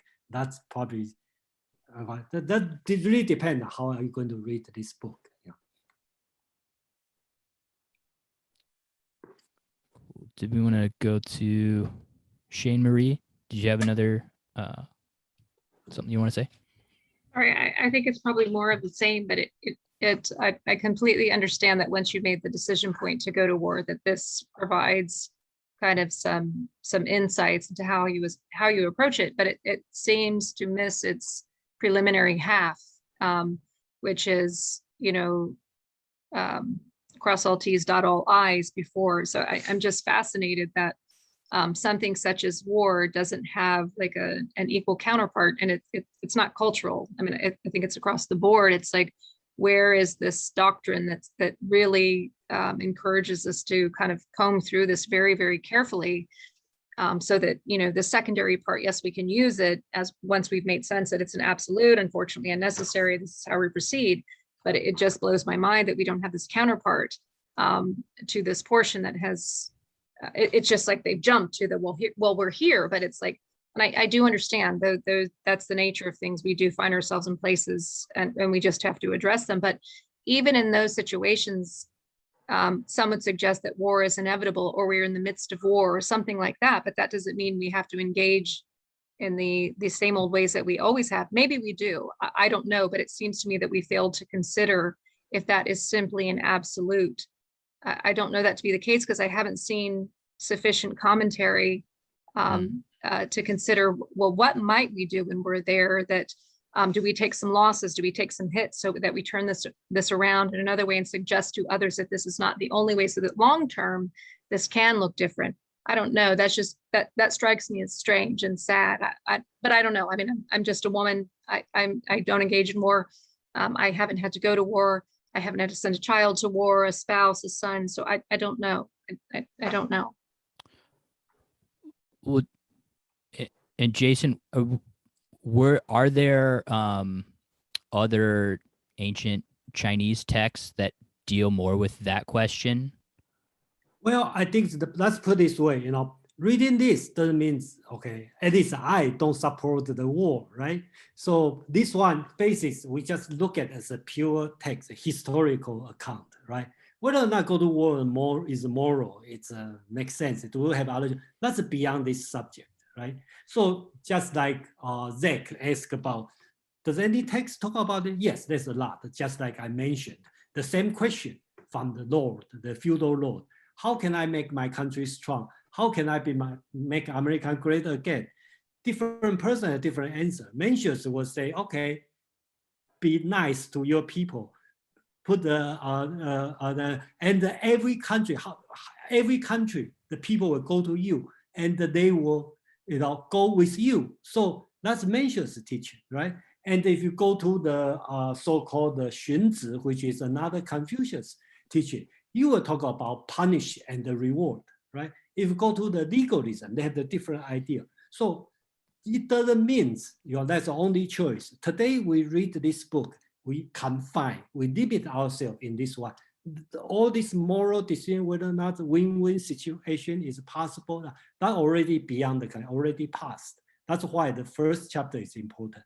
If you don't see that makes sense to go to war, then you don't have to go the following. I think that's the way of reading this text. Could I just say one more thing? Even if we do assume, and I totally understand what you're saying, that the book is from a certain point forward, that you've made the decision that war is inevitable and it makes sense, and so you're proceeding in that fashion. And again, this is not a cultural thing, because I know America does not, I don't necessarily think play well in these sort of things in all instances. So it's not a judgment on any particular culture. But so for instance, there's a suggestion of deception, and I'm curious. So when we do, even when we elect to go to war, and it makes sense, say we've done our best to make good sense of it, and we say this is where we are and this is what we have to do. I'm confused. And again, I'm a woman, I think of this differently, I'm sure. But even with deception, I'm curious as to why we just can't come very straightforward and say, this is what we're doing because this is wrong. We don't want to have to use these measures, but apparently they're necessary. And so we just take a very straightforward approach. And like, this is hard, this is a bit savage. There's going to be people that suffer, that are innocent, those kinds of things. So I'm just confused about, and again, it's just one particular book, on the art of war. But do we ever reach a point where we just call it what it is? We have weighed it. We don't see an alternative. This seems to be the only thing that will stop this in its tracks, whatever it is. And so this is what we're doing. And it's just straightforward, black and white. These are decisions that we've made. It's not deceptive. It is what it is. It's hard. It's hard to swallow. There's suffering on all sides. This is what we're doing. Yeah, if you talk about the current situation, I agree with you, right? That's totally right. And if you ask Sun Tzu, the writer, he wrote, I didn't write this one. And what I'm doing is I'm doing that's what he say. Is he all right? That's another big question. I'm not agree. I don't agree. But what I'm doing is that's been exists for 2,000 years. Many people read it, and not only in Chinese or Asian society, also in the Western world, people read it. I just bring what it is. And how are we going to learn on this one? I think I have a different opinion. You have a different opinion. And then I just make it clear. There's no way here I'm supporting the war, and no way here I'm here talking about, that's great, let's follow it. And we have our own judgment. Is it okay to add something? Yes, please. My name is Victoria. Yeah, like I wasn't in war, but I had a situation at my work that was very conflicting. And I used a method that was actually described in this book. You concur, you divide, you identify your enemy. And my enemy was a person or a customer that I didn't know how to approach. And I use exactly the steps that was defined in this book, and it helped me in my situation. And both parts we won. I won, I delivered the project, and the customers were happy to have this project. It just depends what is your enemy. Your enemy can be a situation that you are in. And you can say, I'm using this approach to successfully overcome the situation. It doesn't have to be a war. War is just a philosophical understanding of the situation. It's just a psychological explanation. So you don't have to be in physical war. I don't see it that way. It's just methods. One of the methods that you can win in the corporate world, or one of the methods that you can. I know that this book was teaching in New York State.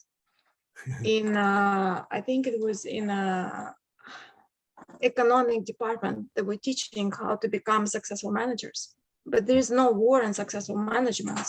But this is just a concept. Mhm. It's just my addition. Could I ask Victoria? So, did you do you say the customer is who you in your situation considered like the quote enemy? Or Yeah. no?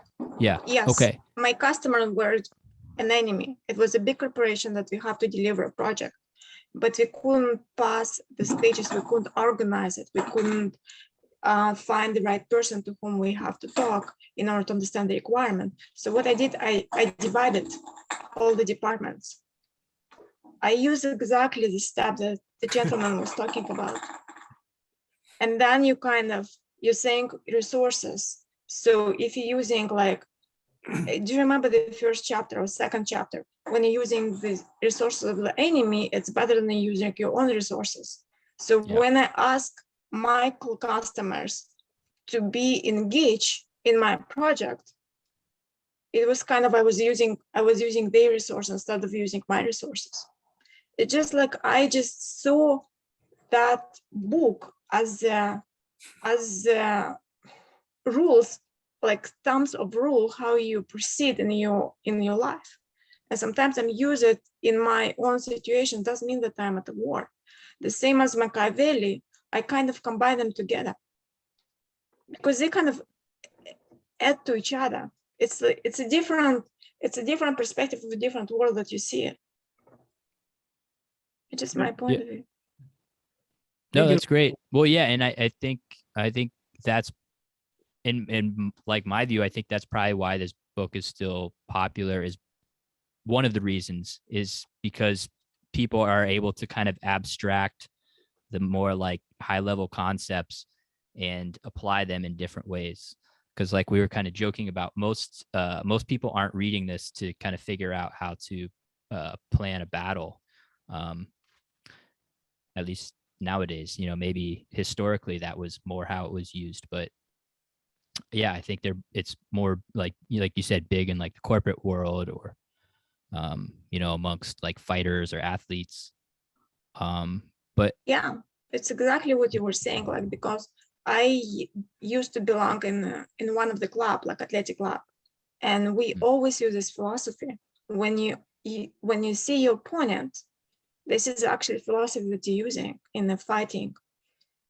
One of the philosophies, there's different kind of philosophies that you can use, but this is one of the application that when you want to be a good soldier, when you have to become a good soldier, when you have to be general, when you have to be a soldier.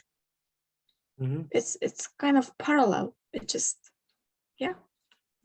Yeah, thank you, Victoria. I think that's exactly what I was the way I should we should read this book. If you ask me whether or not the Sun Tzu support war, I say yes, he supports war. That's why he write this book. And do I agree? Well, that's another question. I disagree. Do you? So just like you said, you can treat the same strategy, the same philosophy you can use in many places. Just like Machiavelli, totally immoral, not a philosophy, but you can do in many ways. One way I think, is you can treat yourself to improve yourself. How are you going to improve yourself? That's another way to think about it, So, and there's many ways, and people will have a different idea, in different life stage and a different situation. Yeah. Do you want to go to David? David, did you have something you wanted to say? Yeah, hi, Jason. Hi, Zach. Yeah, I mean, a couple of things here. I mean, on this general topic, well, I think it's back to the point that I don't know that Sun Tzu actually supports war. He's saying that if you are in a situation, it's as if you have to fight, I think you should want to win. I mean, it's a matter of, okay, if you're in this situation, this is how you win. I mean, I think that at least the, I don't know, the mythology about where this, or it's my understanding of some of the mythology, or one of the mythologies about where this comes from, is and how Sun Tzu was, chosen or asked to by one of the kings, the emperors, to help in at least one of the kingdoms. It's like, he's in this difficult situation, and he had a bunch of previously screwed up generals, and help me fix this. I need to win. I'm in this difficult situation, and so how please advise me how I can win this war that I must encounter. I must fight. It's not a matter of, let's create a war. I mean, that's up to the king. I mean, if they want to go to war, I mean, whatever their decision. To the general, it's a matter of, okay, we're in this war. You want to start it as a defensive war. Somebody, okay. Now that you're in the situation, you better want to win. I mean, if you don't want to win, then it's very easy. You just give up. Don't need my advice. You just surrender from the beginning. Like, what's the point? We don't need to waste everybody's time and effort, and all the carnage and everything else. We'll just give up, and we'll hope sue for peace, and hopefully that they won't rape and pillage too much. I mean, it's that's the situation. But I also say, I mean, where this is used, I mean, this is still taught in military academies all over the world. This is taught in all the U.S. military academies. There's very famous stories of General Schwarzkopf using this exact or pieces of the strategy in the Iraq War. I mean, this is still fundamental to strategies of war, and it's in the broader sense of all war. I mean, I think that there's also this sort of too narrow view in this discussion. I mean, as Victoria was saying, everything is war. I mean, let's say, everything is fear and love and war. I mean, love is about, any battle, I said, corporate, legal, whatever, this is, and you go to like, Saul Alinsky's, Rules for Radicals. I mean, that has many of the same, and you can sort of, see relationships between, that. I mean, politics is war. I mean, this is used in politics. I mean, what do you think? All these campaigns we just went through in the U.S. I mean, this is the same thing over and over again. I mean, you use it in, if you are in this battle and you want to win, for whatever it is, you can use these strategies, and these are effective strategies, and they've been shown to be effective. This is why, as we talk about the Darwin concept of knowledge, I mean, this has survived for 2,300 years because there is some useful information there. It's been effective for some people, as opposed to a bunch of other theories about war that nobody remembers.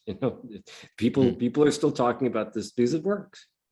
But the question for Jason is more about at the history of this, and I mean, I guess maybe there's no specific time period, but how much of a change was this in the advice to the rulers and to the generals to take a more psychological approach to this war, both the psychology for your own army and the psychology of your opponent's army. It's very much, as we've been discussing, sort of, central to this. A lot of this is more the, some of this is okay, understand this terrain, and this is, but it's a lot of the psychology of these various groups and the people, and what's going to affect them, or at least, observationally, presumably from these Sun Tzu, or at least whoever compile, whatever its information. This is the psychology of how these groups react in these different situations, and how to leverage that psychology, and how to get both your own army to be loyal, and to be organized and to be effective, and how the enemy is going to react. I mean, so is this a big change? I mean, do you think in that time period from just, let's go out and, hack people and, I mean, whatever, I mean, from whatever the bronze, I mean, the Iron Age, but I mean, it's just with the, how much, or I guess maybe it's, sort of secondary question, how much is this a combination of a change in military strategy due to a change in the tools or the weapons that we're transitioning at that time, and to make it more efficient? Yeah, on the historical account that I just talked about before is during that time, the warring state, okay, the before warring state in the Confucius time is so-called the spring and the autumn. At that time, still the noblemen, okay, aristocrats, they'll fight, more gentlemen's game. But after the invention or development of the iron, the weapon, you are able to wage of the 10,000, 100,000 people, because the iron is much cheaper, okay? So they have the big scale, large scale war coming up. So the strategy has to change. And I believe, I believe the book come out, or the people start to think about this way, because unlike before, it's a gentleman's game. And right now it's like killing zone, okay? But whether or not that's a good or bad, that's another thing. But that's happened during that time. So that's the history they write it on this way. Second question is, how important of this book in the Asian culture, not only China, okay, Japan, Korean, Taiwan, all have this one. I would say most of people, okay, who read Chinese don't read this book, okay, they probably never read this book. But the scene, a lot of words, okay, are very common in the daily language, okay. So let's put it this way. Then why they know all this kind of talking? Because it's already blended in the daily language. If we watch movie, if you see the newspaper, they will use this quote to describe the Biden's retreat from Afghanistan. You will use the Russians, they will use all this kind of word here. So this one, to me, is important to understand the other culture. Okay, that's my point. It's you can consider, for example, the Pebble and the egg. That's a different kind of thinking about not just simply like a cheating, misinformation. There's a lot of subtle difference, like the concept of 是, the potentiality. It's kind of a subtle difference, in the other side of the world. I think to me, that's the important part, of reading the ancient texts. Good, thanks. Do you want to go to, let's go to JJ. Hello. Hi. So my comment is that I think there's a mystique in the art of war. The name of the title and also the name of the writer, that in itself, I think attracts a lot of people to wonder about it. The Art of War by Sun Tzu. There's something there, and that helps the book a lot. And then also the substance. So what I liked about the book is that the writer recommends that the first thing to do is avoid war. So it's not a book that, it's pro-war in itself, or is telling the reader to become a warmonger, but to be a warrior is to actually avoid war. So how do you avoid war? And then what to do when it's inevitable? And so that shows there's a lot of wisdom in the overarching theme of the book. And that's why I think it's a book that it's timeless. Thank you. Yeah, thank you, JJ. I just have to say, I agree with you. And the name of the book a little bit romanticized. Okay, so we call it the Art of War. Okay, it's actually the correct name is Sun Tzu's Military Strategy. Okay, that's the original Chinese name. Okay, so it's not the Art of War. That's The publishers didn't like that one as much. They didn't think it would sell as much. Or... Yeah, that's right. That's right. Yeah. Yeah. But the original name is called the Sun Tzu Military Strategy or Method. Okay. That's the way. Okay, so it's romanticized. Okay, romanticized. So. Well, that kind of gets to what David was saying too, and that like this piece, it's more of a, it's more of like an instruction manual. It starts with the premise that you are in war. How do you do it better? And that's kind of a little bit with, the Prince we were talking about, Machiavelli. And these two pieces always stuck out to me in philosophy, because a lot of philosophy deals with like the question of why. It deals with like, arguing certain points, whereas at least those two texts, they kind of seem more like, how-to manuals. And I think that's why, people in business circles are reading The Prince and The Art of War, and they're not necessarily like reading, Descartes or something, who is not kind of making those kind of, practical, is not kind of giving practical advice to his readers in the same way that Sun Tzu and Machiavelli were. Yeah, I think the same thing, right? You technically, I constantly like bring up the same question about mentions. Okay, the same question a prince asks, right? Depending on who you ask. Okay, just like when you see a doctor, right? If you see the GI doctor, they will say, "Oh, your stomach, everything stuff from there," right? If you see the allergist, they start to look at so it really depends on which book you want to read. If you pick about the tomorrow Saturday dinner, we talk about Confucius. People ask a different kind of question, right? So yeah, why didn't go to the war? Because does it work? We talk about the righteousness, talk about humanities. How does it not work? It's too naive. Yeah, that's too naive. But you want to go to Sun Tzu, that's too cruel. Okay, so I think that really depends on who you want to ask.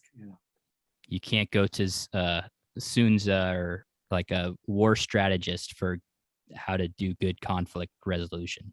Yeah, that's right. Like, so same as you ask Confucius, how can I win this war? Right? Confucius will say, be nice to your people, be nice. Or you ask Jesus, okay? They will talk about different, or ask Buddha, okay? They will say, oh, suffering, and you can sacrifice.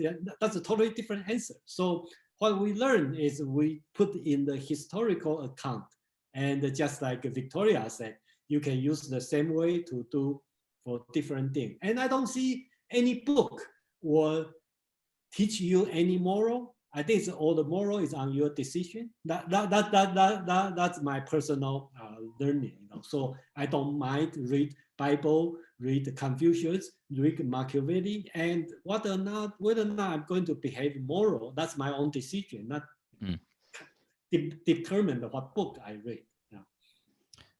Let's go to Constance. Do you have a comment? Yes, I do. I find this fascinating, and I'm so glad the last speaker, was it JJ or someone, basically said what I was thinking, and I just hope I'm expressing this well. It's kind of hard for me to speak in this type of forum, but here's the thing. Yes, if you're going to go to war, one must be prepared. And we're not talking about going to war. I got my black belt many years ago. And whenever I would tell someone that I was a black belt, men, they would go, oh my goodness, got to stay away from her. I said, no, when they are taught not to fight. So it's having that. And I'm thinking about, just being a woman, whatever, but I don't understand that sort of thinking. But if I had a son and there was a war, and there's always going to be a war, there always has been, there always will be. I want to be prepared.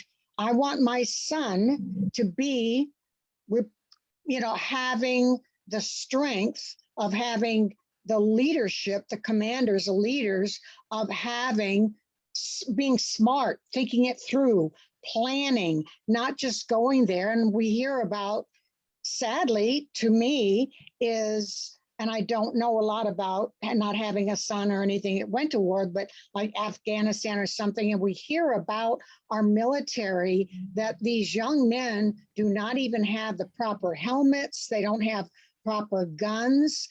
So to me, it is brilliant it would be naive not to think or not be prepared should we ever be attacked. So I hope that made sense. I have a hard time expressing myself in this type of form, but thank you. Thanks, Constance. I like that analogy to karate, and that the black belt is the one that usually doesn't get into fights because they actually It's know one what of the they're doing. things, yeah, that's one of the things they teach us when we first start. And it just happened to be Taekwondo. But anyway, that's okay. Thank you so much. Yeah, basically Very you cool. learn the Taekwondo or is to avoid the fighting. Okay, that's the Exactly. Yeah, I don't know if there's maybe, I don't know. What do you think, Jason? Do you think somebody who is skilled in the art of war and understands how to navigate battle would be less likely to engage in war than somebody who isn't, than like a general who isn't? Or I think that depend on how you read it, but I believe, okay, if you read properly, you will know, okay, that's the last choice when you go to the war. That's why at the beginning, I keep saying the first chapter is utter important, because he is talking about if you go to the war, you have to do the following. Okay, that's an if, right? So if we say no, then it doesn't apply. Okay, so I think that's for the book sales point of view, you should put this if at the end, right? You should talk all the strategy, then say, if you want to go to the war, then you do this. So then you can sell the book. But you put the beginning, then, you know, if you read it, oh, then I'm not going to do the war, then you don't have to read it. So I think that's another way to look at this one. And then something just out of this scope, right? If you ask Jesus, Jesus will say, love your enemy. So, okay, then you don't have to read this one. Yeah, you are right. You don't have to read this one. If we ask Jesus, he will say, don't read this one. Love your enemy.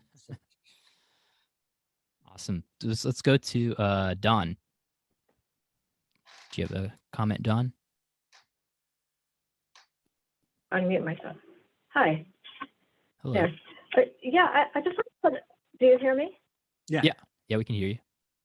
Oh, okay.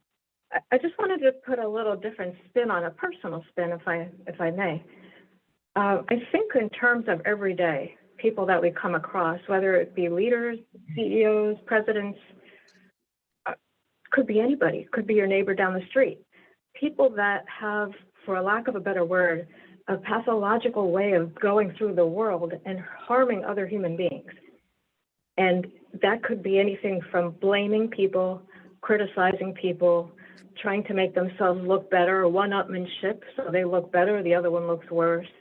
And they're really not able to acknowledge how they come across to other people, acknowledge their bad behaviors, and they're very rigid. They're black and white thinking, you know, I'm right, you're wrong. And I think this is a need for control. I think a lot of, we're all different, but it's not to get into what I think it's about, but more about how I believe that it causes mass amount of damage to people for those who are, say, have a bully mentality, or those who are master manipulators. And some of the strategies in this book can be used maybe to save your energy. Maybe don't react when somebody's trying to pull your strings.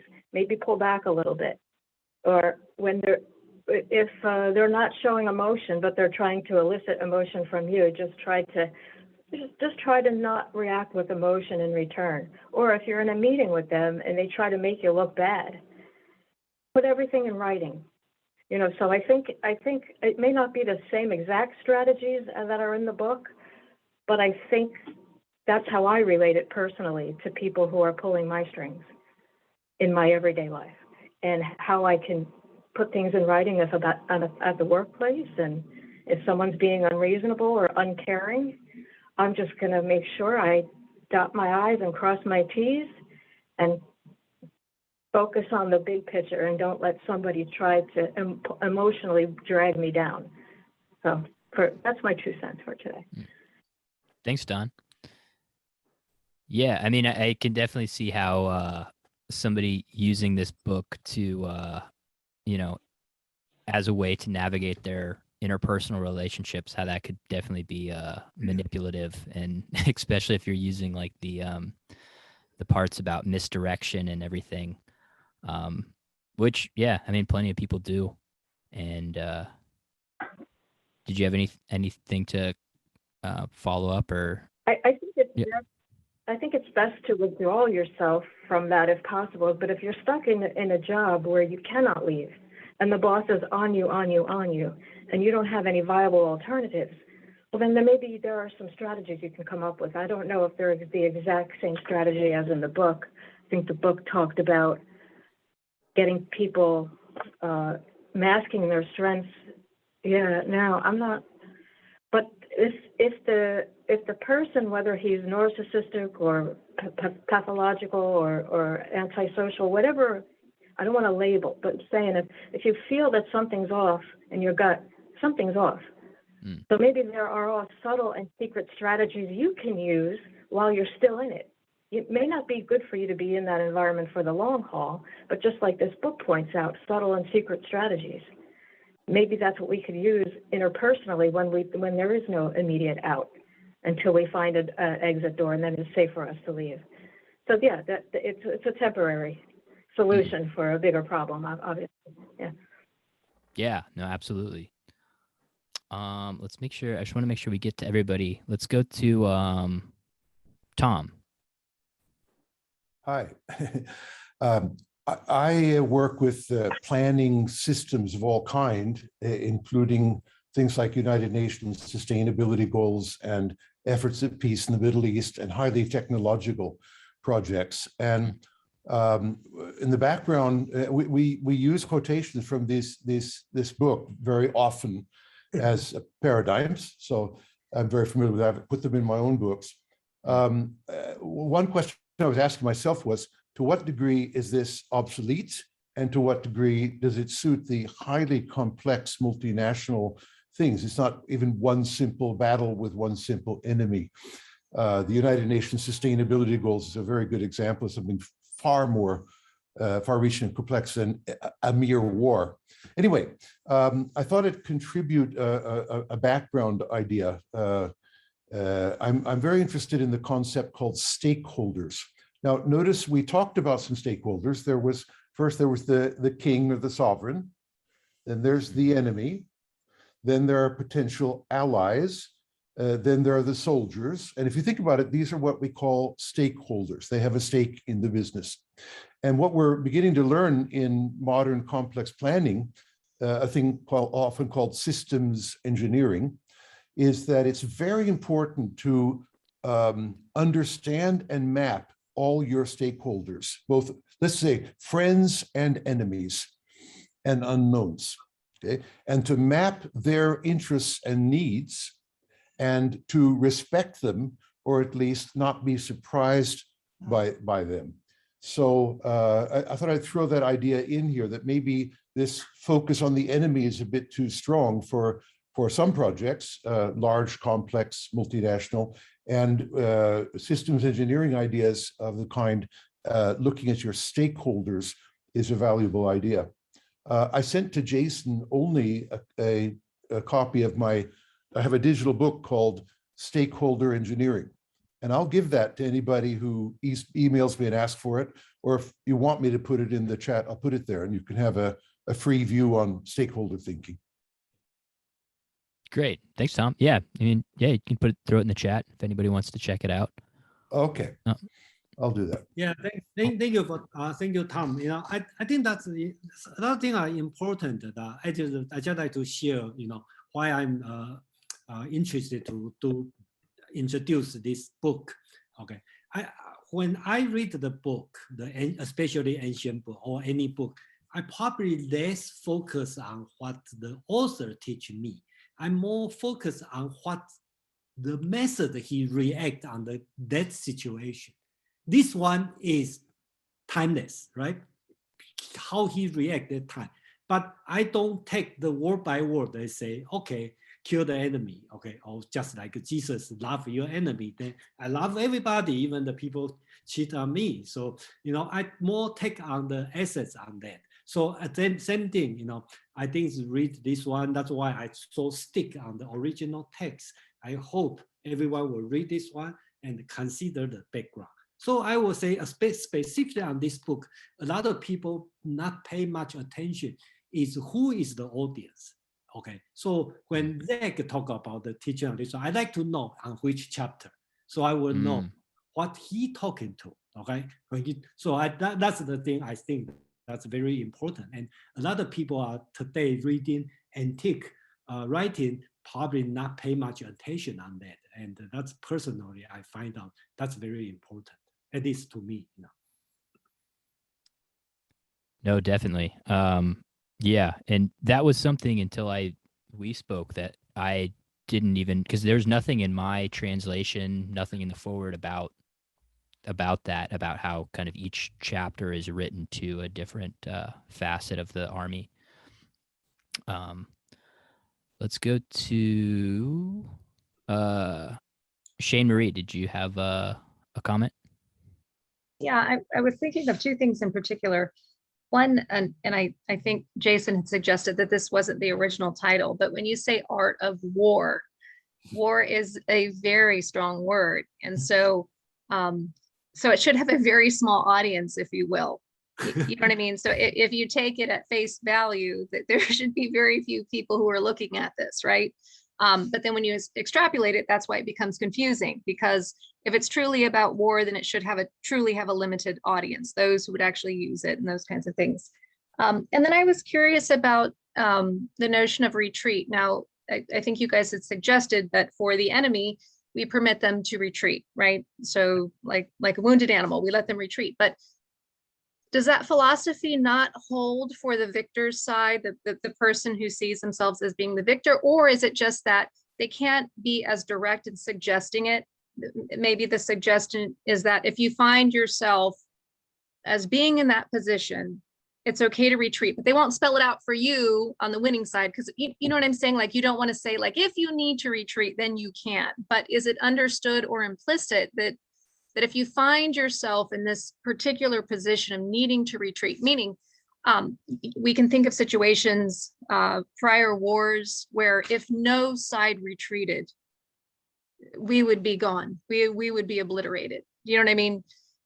So I'm deeply curious if there is an understanding there that both sides could potentially retreat once they deem that it's most appropriate, that the cost of not retreating, if you recognize that the other side is not going to retreat whatsoever, that they've decided, no way, no how, we will not retreat.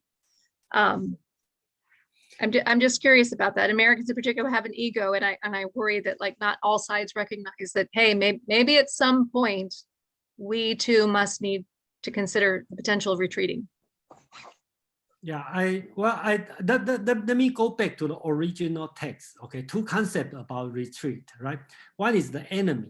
So the Sun Tzu talk about important concept, which I think is very oriental. Okay, so that means when you surround the enemy, right?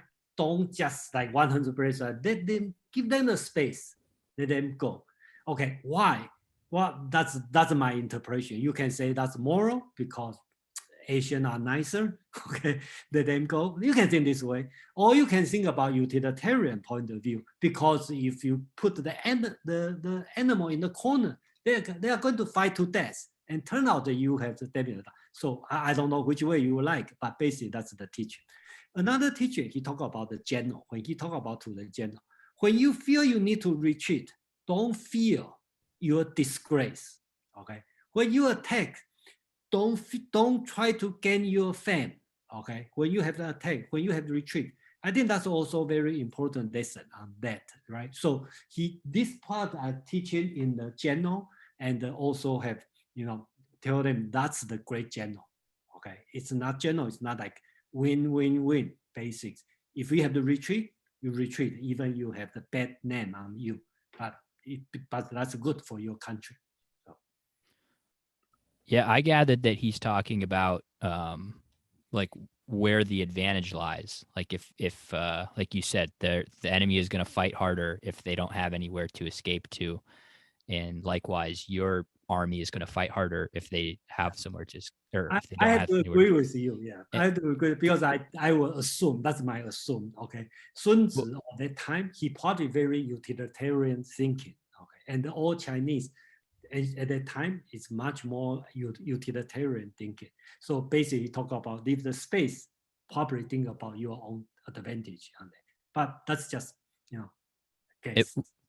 Well, and then he also talks about like you want to attack the enemy when they're tired, like at the end of the day after they're already kind of their motivation has waned, which is kind of the same type of thing too. Let's see, was there anybody else who had a comment? I think that's everybody in the chat. Anybody else have a comment or question? Okay, JJ. Yeah, hi. So I'd like to make just a few last comments. I think that the art of war, it's an ancient text, and so it's apart from the mystique, it's poetic, and it's kind of like the Book of the Dead. Even if you're not a Buddhist, if you're not don't have to be a monk, a Buddhist monk, or even a Buddhist to be attracted to it, to see what's the content, what's in here, because just the title, usually the cover, the way it's published, and then you open it up and you start skimming through the book, and you realize that there's wisdom here, there's something here, and it's attractive. So obviously, it was written by somebody who was acquainted with war and had maybe was a philosopher, was a pursuer of wisdom, and so there's wisdom in as far as strategies for war, and of course, it's going to be an interest for military strategists. So this is something that you realize that can be applied to different fields, even for the spiritual life. You can say, oh, I'd like to get some wisdom out of this, and maybe I can get some insights into the spiritual battles that I'm waging war against, the spiritual entities, or if you're in business or sports, so there's, to me, it also reminds me of the book of Proverbs, that gives you insights about how to lead your life, and how to deal with your enemies and your opponents, and those people that might be against you. Yeah, I think it's, like I mentioned earlier, it's just everything about it, the fact that the text that survived for so long, been translated into different languages, and it's become universal and timeless. Yeah. So it's it's always a good gift. It's a good book to mention. So yeah. Thanks, JJ. I mean, that's personally why I enjoyed reading it. I felt like I got some insights into, what Sun Tzu is saying about human nature. Well, and kind of following up on that, I had a question for Jason. Do you know anything about the history of like when this book started becoming more popular among people who are not, directly military strategists? Was it just like in the 80s when people on Wall Street started reading it, or like when did this book kind of start making its way into the mainstream?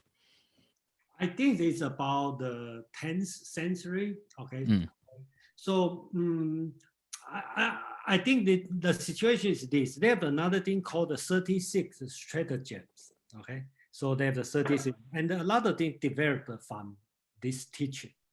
Okay, so I have a meetup talking about this one. Okay, so it's same situation. You know, that's not everybody read the book, but this one exists in the vulgar culture. So if you ask people, if you just go to Taiwan, let's say go to Taiwan, you go to college, you ask the student, they say, hey, do you know what's the art of war from Sun Tzu? Everybody, I would say 99.999% will say, yeah, I don't know it. And they can cite a few words on you.